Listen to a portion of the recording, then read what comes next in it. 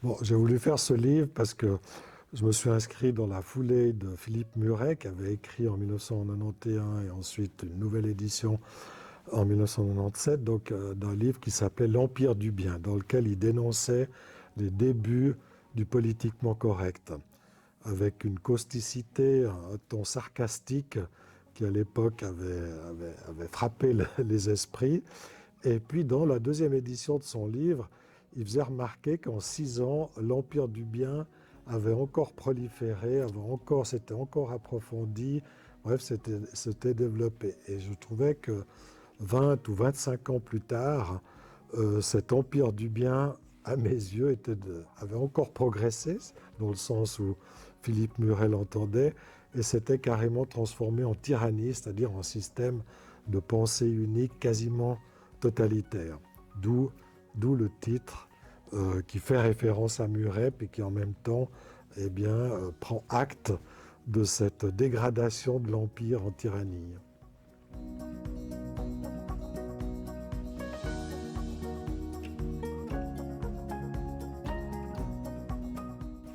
Alors oui, en ce sens que dans cet empire du bien, il y a des mots absolument obligatoires qu'il faut prononcer, auxquels on est quasiment forcé de souscrire, parce qu'ils sont sans arrêt répétés en boucle dans les journaux, dans les médias, à la radio, à la télévision, dans les discours d'experts, dans les universités. Et puis il y a des mots interdits. Donc on est bien dans l'ordre aussi du tabou. Et puis alors ce qui se passe, comme dans toute forme de tyrannie, c'est que ce bien qui s'incarne dans des mots, j'en ai donné une définition disons, isolé 500 mots de la langue française, 400 mots qui incarnent justement des mots que j'appelais moi des mots totems, qui incarnent ce bien, puis des mots à peu près 150 mots interdits, c'est-à-dire de mots tabous justement, parce que justement, au fond, on est obligé d'en passer par là. Et puis, dans ce baratin, parce qu'au fond, ce que j'essaie de mettre en évidence, c'est la nouvelle langue de bois, c'est le nouveau baratin, ou c'est la nouvelle novlangue, comme George Orwell l'avait décrit dans son roman 1984. C'est la langue de bois, la novlangue contemporaine que j'appelle tyrannie du bien. Donc, dans ce sens-là, on est bien justement dans le domaine de l'interdit et donc du tabou.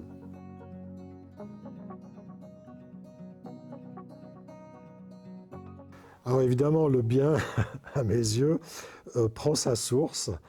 Donc le bien, c'est la nouvelle morale, c'est la morale dominante à laquelle vous ne pouvez pas déroger sans aussitôt être repoussé dans les ténèbres du mal, dans les ténèbres de l'enfer, parce que justement, vous refusez de vous soumettre à cette dictature du langage.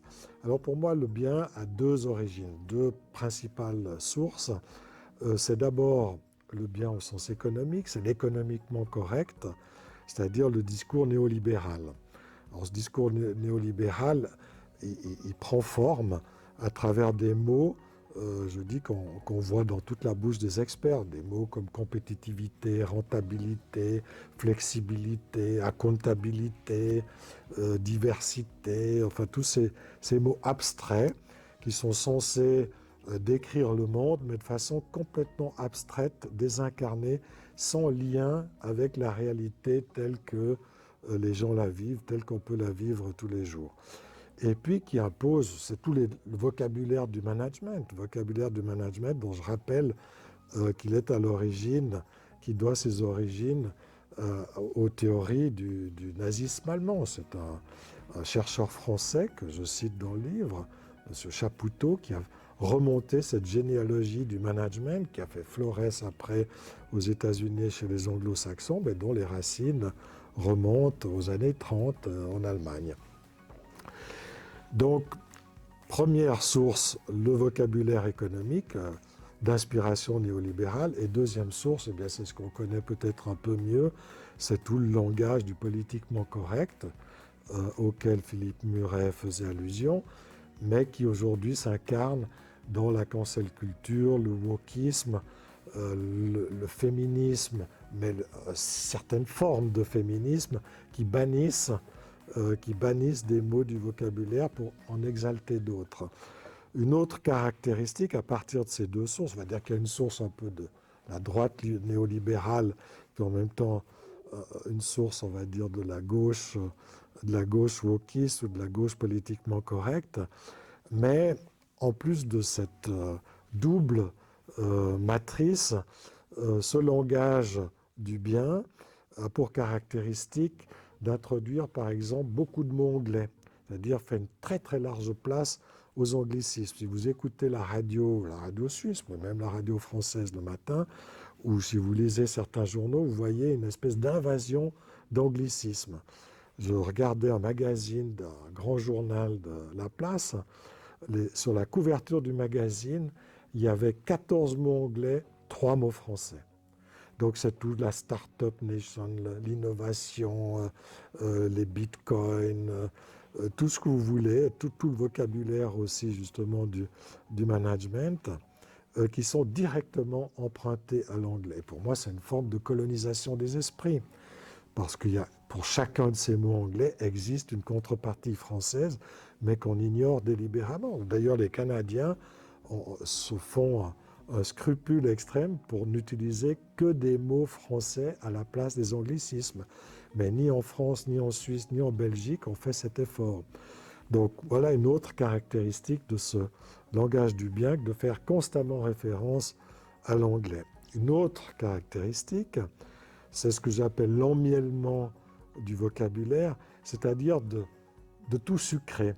C'est un vocabulaire, sont des mots qui affadissent tout, qui édulcorent tout, c'est-à-dire où la réalité brute n'a plus d'existence, on ne la reconnaît plus telle qu'elle, parce qu'on a tendance à tout gommer, les aspérités, pour faire croire qu'on vit dans une sorte de monde idéal, irénique, où tout se passerait bien, où il n'y aurait plus de conflits sociaux, il n'y aurait plus de conflits du travail, où on n'a plus besoin de syndicats, ça pour les aspects sociaux, ou alors on vivrait dans une sorte de diversité, de multiculti, tout ce qui est trans, tout ce qui est multi, tout ce qui est pluri, tout ça se passerait extrêmement bien dans une sorte de société idéale de laquelle tous les conflits sociaux, identitaires, humains, etc.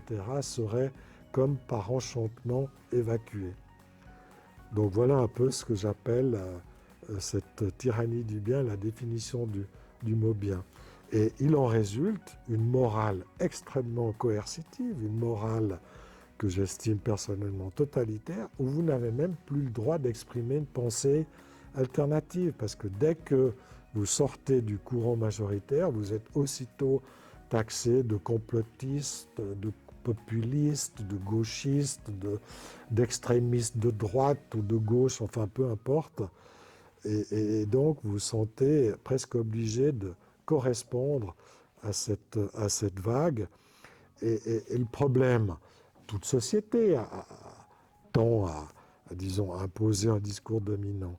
Mais jusqu'à maintenant, je n'ai jamais eu l'impression, personnellement, que ce discours dominant empêchait les dissidents, on va dire, de s'exprimer. Or, je crois que de plus en plus, maintenant, en tout cas c'est mon cas, j'ai l'impression que la dissidence n'est plus autorisée de nos jours.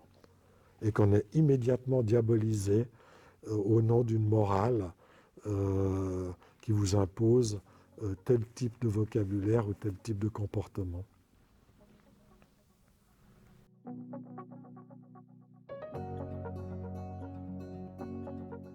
Oui, parce que le vocabulaire, évidemment que l'époque, c'est notre époque qui crée cette tyrannie, parce que ce vocabulaire, naturellement, vient d'en haut, on va dire des élites, puisque ce sont les experts, les universitaires, les médias, les journalistes, tous ceux qui au fond, monopolisent les moyens de communication, qui diffusent ce vocabulaire et ce type de pensée, parce qu'évidemment, à chaque mot correspond à une certaine forme de pensée. C'est d'ailleurs le but des mots que d'exprimer nos pensées.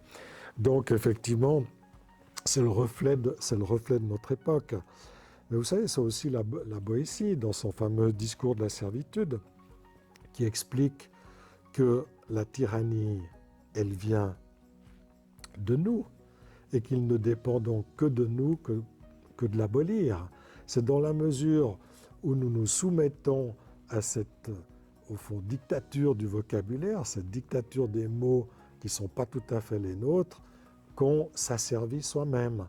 Et le jour, c'est ce que dit la Boétie, le jour où on décide de ne plus utiliser ce vocabulaire ou de redevenir, ou c'est aussi Confucius qui disait que dans les temps troublés, il faut retrouver le sens des mots. Et c'est une pensée qui a l'air toute simple et qui est en réalité très profonde. Mais ça va dans le même sens que la Boétie. Donc ce que nous devons faire, c'est la raison pour laquelle j'ai identifié ces 400 mots totems et ces 150 mots tabous, c'est justement pour apprendre à nous libérer ou à nous déshabituer de ces mots que je considère comme des mots prison.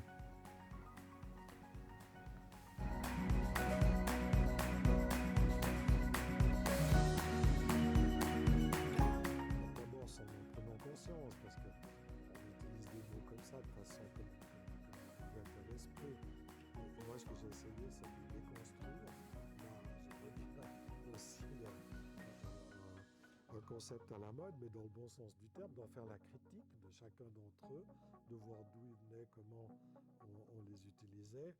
Et puis, je pense aussi, et c'est ce que j'ai essayé de faire dans ce livre, c'est de rester ironique, parce que la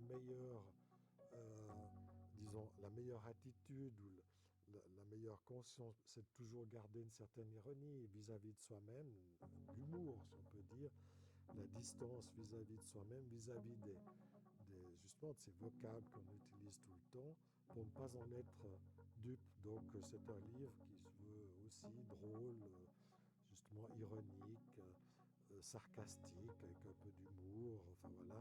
Je pense que c'est une hygiène au fond intellectuelle indispensable. Enfin, c'est la première étape, disons, hygiénique, dans le bon sens du terme, non pas une hygiène obligée, mais une hygiène consentie, on va dire, pour justement se débarrasser au fond de ce vocabulaire que je trouve, disons, oppressif.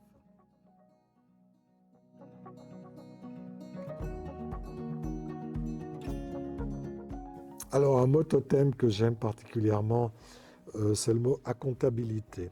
Pourquoi? Parce que c'est un mot directement traduit de l'anglais. Il n'existe qu'en anglais, c'est accountability. Il n'existe pas en français, je l'ai traduit par accountabilité. Donc c'est un de ces vocables justement emprunté à un pur anglicisme. En français, on le traduirait par quelque chose comme responsabilité. Je peux vous en donner la définition si vous voulez. Je l'ai sorti là. Oui, comme redevabilité. Au fond, il s'agirait de rendre des comptes. Il y a le mot compte dans la comptabilité. Mais ça fait partie de ce langage tiré du management où dans les rapports d'activité des grandes multinationales, vous avez tout un chapitre sur la comptabilité dans laquelle ces entreprises prétendent rendre des comptes à la collectivité qui les fait vivre. Donc, sur des pages et des pages avec force graphique, des très belles photos, des photographes avec des photos de photographes très connus, avec des mises en page extrêmement léchées, on vous explique comment les employés s'investissent dans la durabilité, voilà, un autre mot fétiche, durabilité, ou soutenabilité, enfin, donc s'investissent ou mènent des actions en faveur des handicapés ou de la collectivité. On explique ça sur des pages entières, mais on ne vous dit rien sur l'essentiel de l'entreprise. On ne vous dit pas grand-chose sur la rémunération des grands patrons, par exemple, thème essentiel pourtant de transparence. Donc on vous dit tout sur les détails qui montrent comment cette entreprise est au fond uniquement uniquement au service de la collectivité, mais pour mieux nettoyer le poisson. Puis je cite le cas, par exemple, d'ONG. Parce que maintenant, les ONG internationales font toutes de la comptabilité. Elles rendent des comptes, soi-disant, à ceux qui les financent, aux bénéficiaires, etc. Et en réalité, c'est pour mieux nettoyer, cacher la poussière sous le tapis. Je cite par exemple l'exemple de ce grand patron d'une grande ONG, M. Kenneth Roth, qui vit ici à Genève, qui est patron de Human Rights Watch, une des plus grandes ONG au monde, en tout cas en matière, comme Amnesty International, en matière de droits de l'homme, et puis qui fait beaucoup de la comptabilité, mais qui n'explique pas, par exemple, qu'il gagne 600 000 dollars par an depuis 29 ans. Donc, M. Roth donne des leçons de gouvernance à tous les dictateurs, à M. Poutine, par exemple, mais Poutine, ça fait que 24 ans qu'il est au pouvoir, lui, ça fait 27 ans sans qu'on lui pose la moindre question. Voilà un des mots fétiches.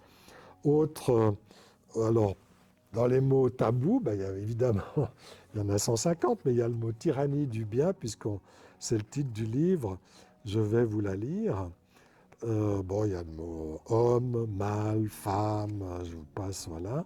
Puis vous avez le mot, naturellement, travail, par exemple. Travail, c'est un mot qui est devenu tabou, qu'on ne peut plus utiliser. On ne parle plus de travail maintenant. Parce que le travail, ça sent la sueur.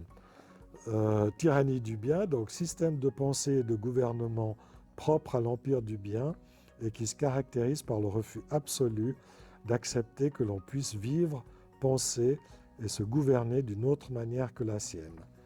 Voilà. Donc nous sommes en pleine tyrannie du bien dans la mesure où on n'accepte plus de faire tous ces actes élémentaires d'une façon différente que celle qui est imposée par la norme dominante.